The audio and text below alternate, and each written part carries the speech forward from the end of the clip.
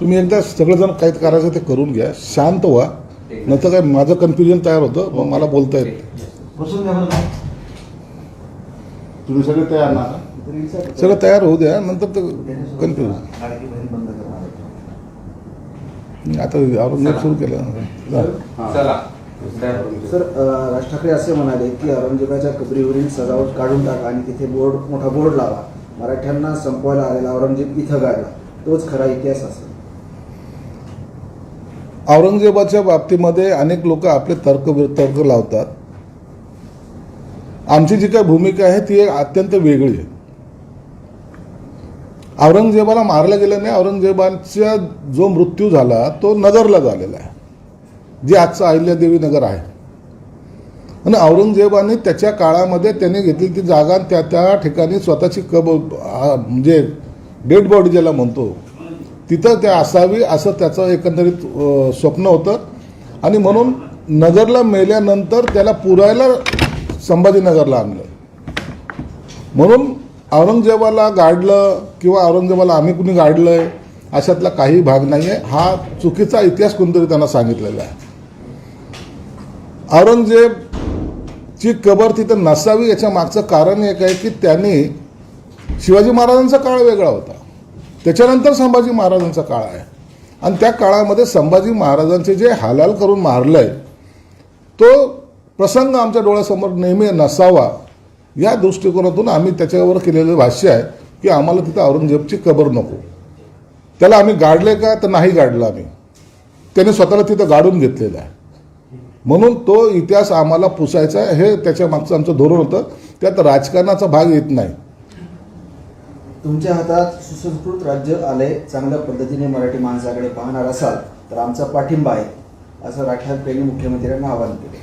निश्चित त्यांच्या सूचनेचा आदरही करू आम्ही. आणि मराठी भाषिकांसाठीच हे राज्य आहे. राज्य त्याच पद्धतीने चाललं आहे. जेव्हा आम्ही शिवाजी महाराजांचं नाव घेतो त्या टायमाला राज्यसुद्धा त्याच पद्धतीने चाललं गेलं पाहिजे ही आमची भावना आहे. म्हणून मला वाटतं आमच्या या भूमिकेला राजसाहेबांचं समर्थन असेल. तुम्ही लाडकी बहीण योजना बंद करणार स्पष्टपणे आणि कर्जमाफीचंही तुम्ही आश्वासन दिलं होतं, म्हणजे शेतकरी कर्जमाफी, आणि निवडून येताच ते तुम्ही साफ विसरून गेले. ही फसवणूक आहे असं राज ठाकरे दोन्ही बाबतीत बोलतो. हे बघा, लाडकी योजना बंद होणार नाही हे तेवढं सत्य आहे. कुणी काहीही बोलू, आम्ही लाडकी बहीण योजना बंद होऊ देणार नाही. जे 1500 रुपये आज त्या लाडक्या बहिणी योजनेतून मिळत आहेत ते कायमस्वरूपी मिळतील. राहिला प्रश्न 2100 रुपये देण्याचा. आर्थिक घडी थोडी विस्कटली असल्यामुळं जो भार शासनावर आलेला आहे त्याची जाणीव प्रत्येकाला आहे. म्हणून ते 2100 रुपये देण्याचा जो काही संकल्प आहे तो निश्चित पुरा केला जाईल, पण त्याला कालावधी लागेल एवढं निश्चित आहे. शेतकऱ्याला संपूर्णपणे कर्जमाफी देऊ असं न करता त्याला काय काय आणखीन सुविधा देता येईल असा या पद्धतीचा विचार अर्थमंत्री करतायत. म्हणून अर्थमंत्र्यांनी त्या बाबतीमध्ये केले ते भाष्य आहे. परंतु आजही आमचं असं मत आहे की शेतकरी हा सुखी असला पाहिजे. त्यासाठी जो काही निधी किंवा जो काही त्यांना माफी देता येईल ती दिली गेली पाहिजे आणि त्यासाठी थोडा कालावधी लागेल एवढं मात्र निश्चित आहे. 1 रुपयात पीक विमा योजना आता गुंडाळणार आहे, तसेच भरपाईचे चार्ज कसे वगळण्याचे निर्देश देण्यात आले. मुख्यमंत्री यांची बैठक असा निर्णय झाला. बैठकीत निश्चित सरकारने काही अभ्यासपूर्वक निर्णय घेतला असावा. जर त्या 1 रुपया योजनेमुळे शेतकऱ्याचा काही लॉस होत असेल किंवा शेतकऱ्यांना काही अडचण निर्माण होत असेल तर त्याच्याशिवाय दुसरा पर्याय सरकार निश्चित समोर आणेल. मंत्री गिरीश महाजन असं म्हणतात की 35-40 कोटी हजार कोटीचं उत्तरदायित्व आमच्यावर आलेलं आहे. पुढच्या काळात तिजोरीमध्ये खळखळाट होईल आणि पगार करणे देखील मुश्किल होईल. मग ही योजना बंद करायची का हा प्रश्न उपस्थित होतो. परंतु असं न करता महसूलचं उत्पन्न कसं वाढलं पाहिजे याकडे सरकारचं लक्ष असलं पाहिजे आणि त्या पद्धतीने सरकार काम करत आहे. काहीही झालं तरी लाडकी बहीण योजना बंद होणार नाही. सर, की तुम्ही आणि मनसेचा म्हणजे तुम्ही महानगरपालिकेत युती करण्याचा प्रयत्न आहे, तुम्ही स्वतःही जाऊन भेटलेला आहात. मात्र औरंगजेबाच्या मुद्द्यावरून तुम्ही दोनही पक्षाचे वेगवेगळे मुद्दे सरळ सरळ पाहायला मिळतात. तुमची भूमिका पूर्वी जी होती तीच आहे की आता काय मनसेमुळे काय बदलणार आहे? आमच्या भूमिकेमध्ये काही फरक पडलेला नाही. आम्ही आजही सांगतो की ज्या औरंगजेबाने संभाजी महाराजांचे हालाल करून मारले त्याच्या आठवणी आम्हाला नकोय, त्या आठवणी आम्हाला त्रासदायक आहेत. औरंगजेब हा नगरला मेला होता, त्याला इथं गाडण्यात आलं. त्याचा इतिहास पाहिला तर सर्वांना माहिती आहे. म्हणून त्या खुनाखाना आमच्या ह्या संभाजीनगरला नकोत. कारण की संभाजीनगरमध्ये शहाजीराजे भोसले असतील, इवन राजमाता जिजामाता असतील किंवा शिवाजी महाराज, सर्वांचं काही ना काही इथं अस्तित्व आहे. हा इतिहास आहे. म्हणून ह्या इतिहासाला त्याची कबरेमुळे गालबट नको, हे आमचं मत आहे. असं आहे की भैयाजी जोशी पण म्हणतात का हा जो कबरीचा विषय आहे तो अनावश्यक आहे. म्हणजे तुमची दोन ज्यांच्यासोबत युती आहे ते सुद्धा त्याचे संघावर आधारित, ती पण म्हणते की अनावश्यक विषय आहे. पण त्याला जोडूनच प्रश्न भैयाजी असंही म्हटले की छत्रपती शिवाजी महाराजांचा आदर्श आहे, त्यांनी अफजल खानाची कबर बनवली. आज ती उखडल्या गेली ना. कालानुसार असलेल्या ज्या वाईट खुणा असतात त्या ह्या दूर केल्या पाहिजेत. आणि म्हणून भैयाजी महाराजांनी जरी स्टेटमेंट केलं असेल, अनावश्यक वाटत असेल, परंतु तो आमच्या संभाजीनगर असेल किंवा आमच्या महाराष्ट्राचा स्वाभिमानाचा विषय आहे. आणि आम्हाला त्या वाईट आठवणीला उजाळा द्यायची आवश्यकता वाटत नाहीत. म्हणून घेतलेली ही आम्ही भूमिका आहे. पण संघ तर स्पष्ट म्हणताय ना हे अनावश्यक विषय आहे. मग त्यांची भूमिका असू शकते ना. तुम्ही संघाच्या विरोधात त्यांची भूमिका असू शकते. त्यांच्या भूमिकेला आम्ही विरोध करत नाही, परंतु आमची भूमिका जी आहे ती ठाम आहे. तर भैयाजी जोशी असे म्हणतात कबर राहू, ज्याला जायचं तो जाईल. संघाची भूमिका उघड झाली आता. ज्याला जायचं तो जा किंवा खबर राहू द्या, ही संघाची असलेली भूमिका जरी असली तरी ती त्यांनी घेतलेली भूमिका आहे. आम्ही पुन्हा वारंवार सांगतो की आमची भूमिका ही आहे की त्या ठिकाणी कबर नको. आम्हाला त्या वाईट आठवणी ज्या पुन्हा आमच्या डोळ्यासमोर वारंवार येतील अशा सगळ्या निशाणी आम्हाला मिटवाव्यात अशी आमची धारणा आहे. चित्रपट पाहून जागे होणारे हिंदू काही कामाचे नाहीत असं राज ठाकरे म्हणतात. काही गोष्टी ह्या ज्या वाचण्यात येत नाहीत, ऐकीव असतात, त्याचं चित्रीकरण जेव्हा होतं त्या टायमाला त्याची वस्तुस्थिती समोर यायला काही लोकांना वाव मिळतो. तुम्ही पाहिलं असेल अनेक असे पूर्वी चित्रपट होऊन गेलेत. इवन बाळासाहेब ठाकरे साहेबांवर सुद्धा चित्रपट झाला आणि त्यावेळेला सर्वसामान्य माणसांना बाळासाहेब ठाकरे हे आणखीन जास्त प्रमाणात कळाले. हे तेवढंच सत्य आहे. म्हणून चित्रपटाच्या माध्यमातून जरी कळाले, रामायण महाभारत कशाच्या माध्यमातून कळाला? ह्या सिरियलच्या माध्यमातून कळाला. अख्ख्या जगाने त्या रामायण सिरियलचं कौतुक केलं. आणि म्हणून अशा सिरियल किंवा असे चित्रपट जेव्हा येतात त्या टायमाला त्या इतिहासाला उजाळा मिळतो आणि त्यातून ज्या काही वाईट गोष्टी असतात त्या बाजूला गेल्या पाहिजेत. त्याच्यामुळं हिंदुत्व जागं झालं असं नाही, तर असलेल्या हिंदुत्वाला उजाळा मिळाला. की त्या सगळ्या प्रकरणात गंगेवर पण राज ठाकरे भरपूर काय बोलले, त्या डुबकीबद्दल पण बोलले. तुमचे म्हणजे उपमुख्यमंत्री डुबकी मारून पण आलेले आहेत. तुमची त्या गंगेच्या विषयीची म्हणजे ह्याची काय भूमिका आहे? आमची भावना गंगेबद्दलची चांगलीच आहे आणि म्हणून उपमुख्यमंत्री शिंदे साहेब सुद्धा त्यामध्ये डुबकी मारून आलेत. ज्याच्या त्याच्या भावनेचा प्रश्न आहे. कोणी काय आवडेल कुणाला ही ज्याची त्याची मर्जी आहे. कुणाला काय आवडतं त्याने त्या पद्धतीने करावं, ज्याला नाही आवडत त्याने नाही करावं.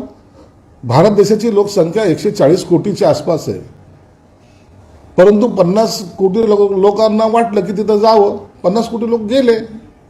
म्हणून याचा अर्थ 90 कोटी लोक गेले नाहीत तर ते नास्तिक आहेत असं समजण्याचं काहीच कारण नाही. संजय राऊत असं म्हणतात पंतप्रधान नरेंद्र मोदीच्या वारसदारावरून भाजप शिवसेनेमध्ये झुंपलेली आहे. मोदीचा वारसदार महाराष्ट्रातूनच असेल पण तो संघ निवडला. आणि काल संघाच्या तिथं बैठक झाली, त्या बैठकीमध्ये नरेंद्र मोदींना हे समजावण्यात सुद्धा आलाय असं सुद्धा खुलासा केला. त्याला जोडून प्रश्न आहे की 2019चे पंतप्रधान म्हणून नरेंद्र मोदीकडेच आम्ही पाहतो. अजून म्हणजे आधी त्यांचं ठरलं नाही की अजून संजय राऊत आजच्या वक्तव्यानंतर मुख्यमंत्री असं म्हटले, उत्तराधिकारी ठरलं नाही. नरेंद्र मोदी हे गेली 3 वेळेला पंतप्रधान पदाच्या या खुर्चीवर बसलेले आहेत, विराजमान आहेत, चांगलं काम करत आहेत. पंतप्रधान पदाचा निर्णय हा विचार करून ऐन वेळेला त्याची घोषणा केली जाते. आज असलेले पंतप्रधान हे कायमस्वरूपी राहतील, यामध्ये बदल होण्याची शक्यता सध्याला दिसत नाही आहे.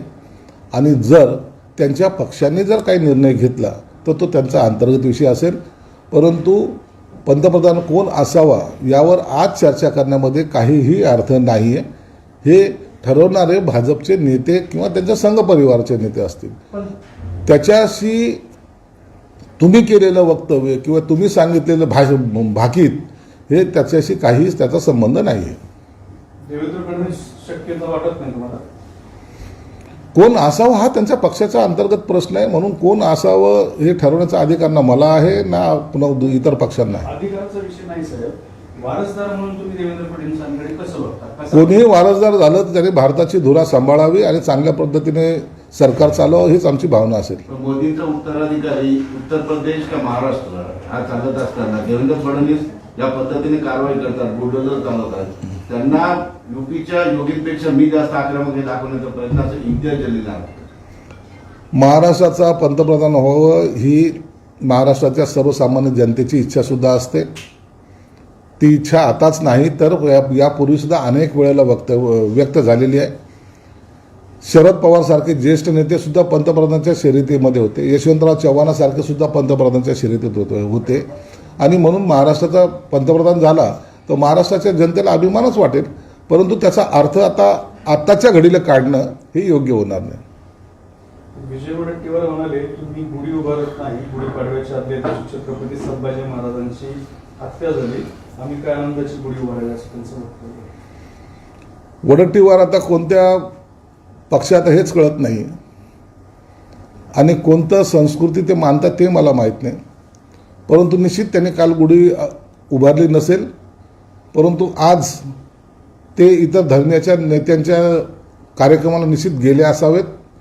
कारण की मतासाठी लाचार झालेली लोक हे सगळे असे उपद्रव करत असतात, म्हणून त्यांच्याकडून काही अपेक्षा आमच्या नाहीत. कुणाल कामरा आज हजर होण्याची शक्यता आहे. येऊ द्या, कुणाल कामराला येऊ द्या, मुंबईत येऊ द्या. मुंबईमध्ये आल्यानंतर आणखीन काही बडबडायचं असेल तर एकदा त्याला बडबडू द्या. पण एक लक्षात ठेवा, हे सरकार त्याला सोडणार नाही. त्याला त्याची योग्य तो शिक्षाही दिली जाईल. ती कशा पद्धतीने द्यायची हे न्यायालयाच्या आदेशानुसारच ठरेल. पण शिवसैनिक देणार का न्यायानुसार शिक्षा भेटेल? आता लोकांचं काय मत आहे याबद्दल मला सांगता येणार नाही, पण शक्यतो त्याला प्रसाद हा मिळेलच. शेलारांना संदीप देशपांडेंनी मुंबईचा झोलर असं टीका केली. संदीप देशपांडे जेव्हा जेव्हा शेलार राज ठाकरे साहेबाला भेटायला जातात त्या टायमाला तो असतो. म्हणून त्या तिघांचं असलेलं एकमेकाबद्दलचं प्रेम ते त्यांनी आता व्यक्त केलं असावं, म्हणून त्याच्यावर मी भाष्य करणार नाही. काँग्रेसचे प्रदेशाध्यक्ष हर्षवर्धन सपकाळ ते म्हणाले की राज्यात स्थानिक स्वराज्य संस्थांच्या निवडणुका होत नाही, देवेंद्र फडणवीसांना सर्व सत्ता आपल्या हातात पाहिजे, त्यामुळे ह्या निवडणुका घेतल्या जातात. निवडणुकीचा निकाल हा सर्वोच्च न्यायालयाच्या निकालावर थोडा अवलंबून आहे. तो निकाल मला वाटतं आता लागण्याच्या लागेल आणि येत्या 2 ते 2.5 महिन्यामध्ये जिल्हा परिषद असतील, महानगरपालिका असतील, याच्या निवडणुका होतील.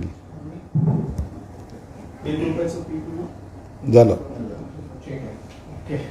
ओके. बीडमध्ये बॉम्बस्फोट झाला काल. मशिदीमध्ये काही 2 जणांना अटक करण्यात आलेली आहे. काल बीडमधला प्रकार अत्यंत गंभीर होता.